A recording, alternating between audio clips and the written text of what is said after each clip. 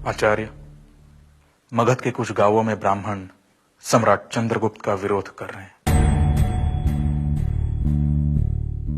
क्यों?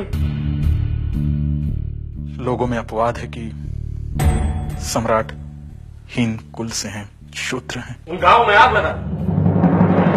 आचार्य, क्या लक्षेंद्र ने जब भारत पर आक्रमण किया था तब उसने ब्राह्मण और शूद्र में भेद किया था? नहीं आचार्य। तो फिर आज संकोच क्यों सेनापति? मैं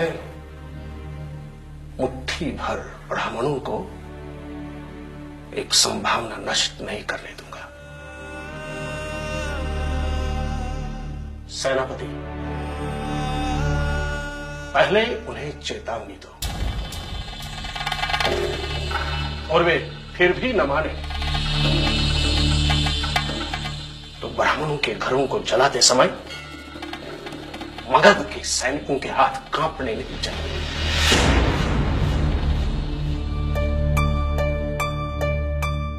देखता हूं कौन कूदता है मेरे राष्ट्रीय यज्ञ की ज्वाला में।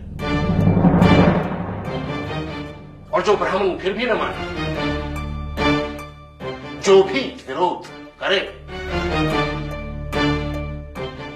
उसे मृत्युदंड दिया जाए। आचार्य,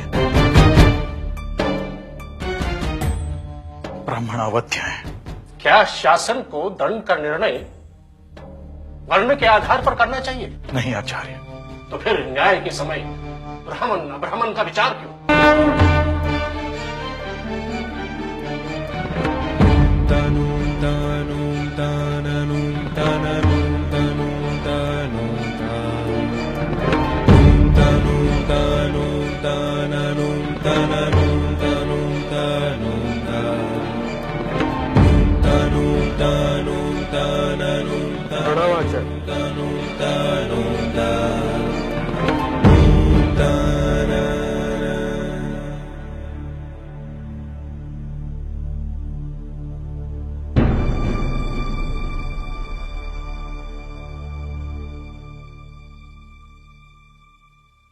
मगध के श्रेष्ठ विद्वानों,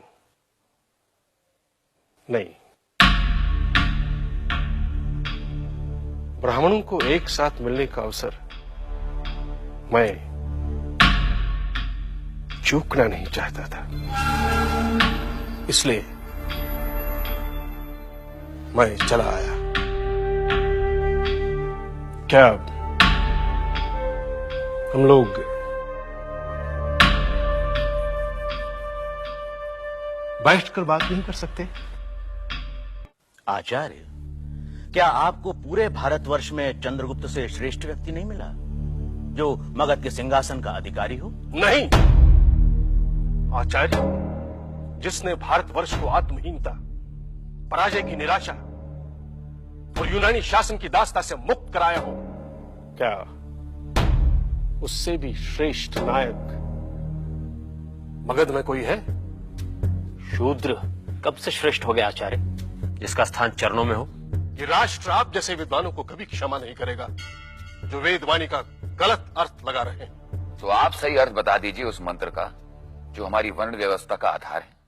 कब कहा है पुरुष सूक्त ने कि विराट पुरुष के मुख से बना ब्राह्मण, भुजाओं से बना क्षत्रिय, जांघों से बना वैश्य, पैरों से बने शूद्र से श्रेष्ठ। वही पुरुष सूक्त ये भी कहता है कि ये पृथ्वी भी शूद्र है, क्योंकि उस विराट पुरुष की नाभि से अंतरिक्ष उत्पन्न हुआ, मस्तक से द्युलोक और चरणों से पृथ्वी।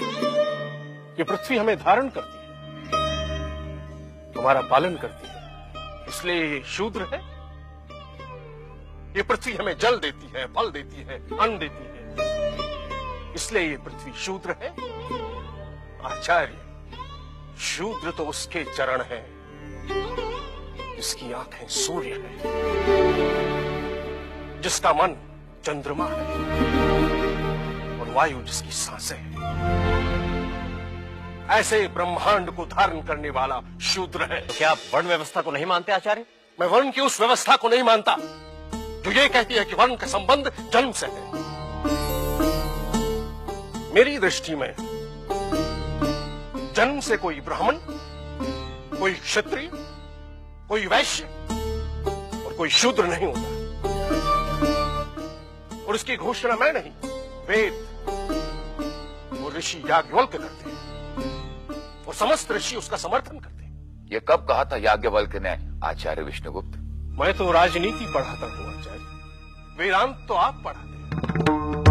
क्या कहा था मिथिला के राजा जनक को सभा में ऋषि याज्ञवल्क्य ने,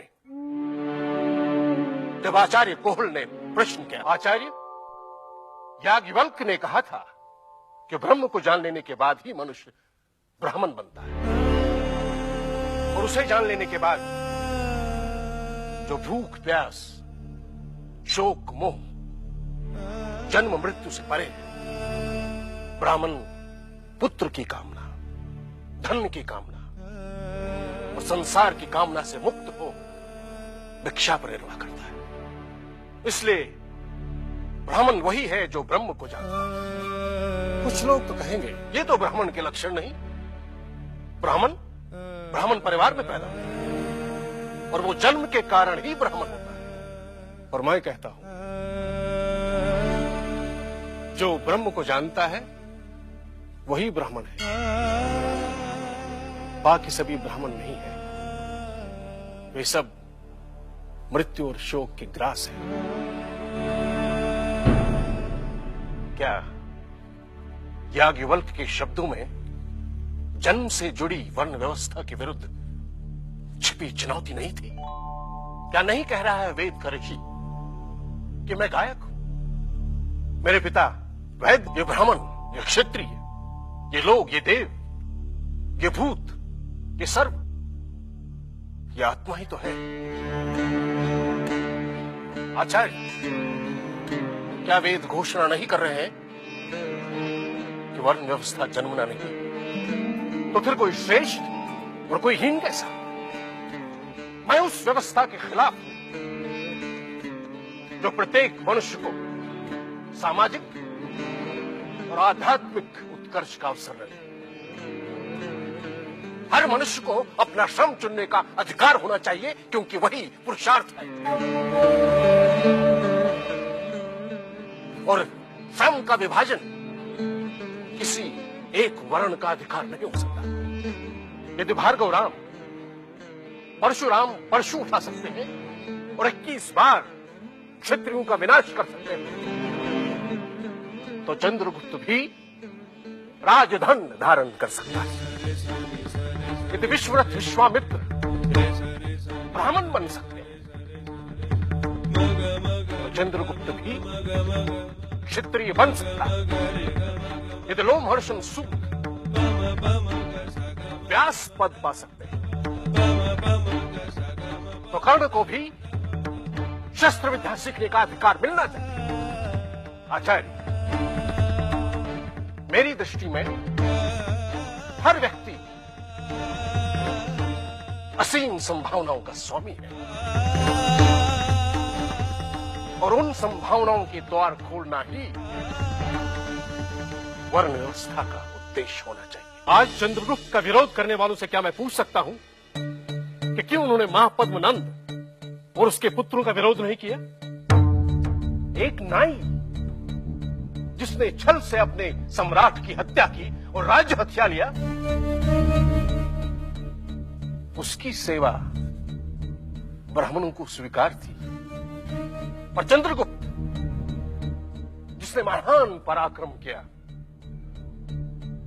वो ब्राह्मणों को स्वीकार क्यों नहीं? उत्तर मैं देता हूं आचार्य, क्योंकि नंद निर्दयी थे। अब निर्णय आपको करना है।